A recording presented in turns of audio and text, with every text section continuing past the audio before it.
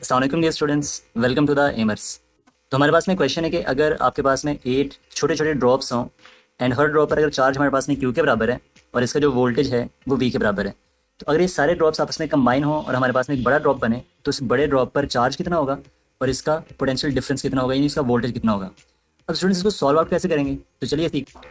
तो स्टूडेंट्स अगर हमारे पास में n नंबर ऑफ ड्रॉप्स जो हैं वो कंबाइन होते हैं, लेट्स से हर ड्रॉप पर जो चार्ज है वो क्यू के बराबर है, उनकी जो सरफेस चार्ज डेंसिटी है वो सिग्मा है, उनके ऊपर जो कैपेसिटी है हर ड्रॉप की वो सी के बराबर है, उनका जो वोल्टेज है वो वी के इक्वल है एंड उनकी जो पोटेंशियल एनर्जी है वो यू के बराबर हो। तो अगर ये सारे ड्रॉप्स कंबाइन ऑफ क्यू के बराबर होगा, इनकी जो सरफेस चार्ज डेंसिटी है बड़े ड्रॉप की वो n raise to the power 1/3 times of sigma के बराबर होगी।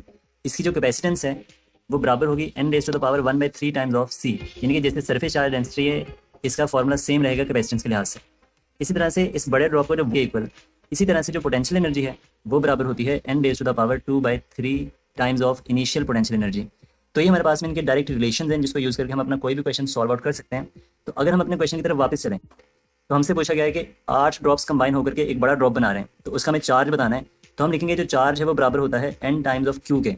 तो हमारा बड़े ड्रॉप का जो टोटल चार्ज है वो 8 क्यू के इक्वल आएगा। इसी तरह से अगर हम बताना चाहते हैं वोल्टेज, तो इसका फॉर्मूला हमने पढ़ा है n raise to the power 2/3 times of v. यहाँ पे जो n है वो 8 के बराबर है, तो 8 को हम लिख सकते हैं 2 रेज टू द पावर 3। तो यहाँ पर 3 से 3 जब कैंसिल आउट होगा तो हमारा